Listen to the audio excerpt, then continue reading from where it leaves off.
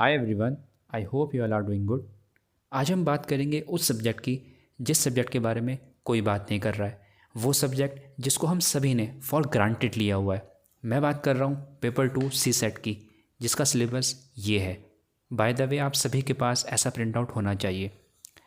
बात करेंगे 2024 सी सेट की, जिसमें मेरा खुद का इंजीनियर दोस्त फेल हो गया। अनफॉर्चुनेटली उसके 33% से अबव मार्क्स आ ही नहीं पाए। क्यों? क्योंकि पेपर का लेवल ही इतना ज़बरदस्त था कि वो भी उस पेपर को देखने के बाद शॉक हो गया। अब आप यूपीएससी से ये उम्मीद तो नहीं करेंगे कि वो इस लेवल को और कम कर दे।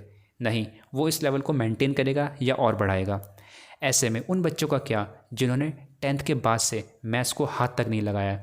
उन बच्चों को कोचिंग इंस्टीट्यूट वाले ये कहते हैं कि अपनी सी सेट की प्रिपरेशन 3 से 4 महीने पहले शुरू कर दें और आपका सी सेट क्लियर।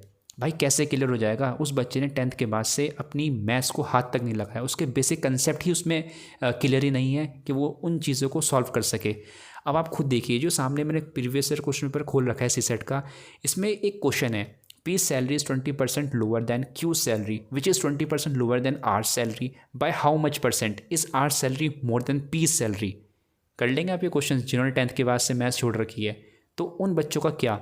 उनके लिए सबसे पहले तो आप इस बुक को रिकमेंड कर रहा हूँ उन बच्चों के लिए जिन्होंने 10th के बाद से अपनी मैथ्स को छोड़ा हुआ है। आप इस बुक को परचेज़ करिए। यही नहीं बल्कि जो भी आपको मैथ्स की अच्छी बुक लगे या फिर आपको NCERT 9-10 की वो लें और उसमें से क्वेश्चन सॉल्व करना शुरू करें। अपनी मैथ्स को इस लेवल तक लेके जाएं कि आप CAPF, CDS, एटलीस्ट SSC के लेवल तक पहुंच जाएं, ताकि आप इन क्वेश्चंस को अटेम्प्ट कर सकें और इस सी सेट जैसे पहाड़ को क्वालिफाई कर सके। आप GS पेपर 1 में जितना चाहे अच्छा पढ़ ले, लेकिन जब तक पेपर 2 यानी कि सी सेट क्वालिफाई ही नहीं होगा तो आपका पेपर मेंस के लिए क्वालिफाई हो ही नहीं पाएगा। तो अपनी मैथ्स को इस तरह से प्रिपेयर करें। सेकेंडली, अब हम बात करेंगे इंग्लिश की। इंग्लिश के लिए आप लास्ट के 10 ईयर के क्वेश्चन पेपर उठाइए और उनको सॉल्व करना शुरू कर दीजिए।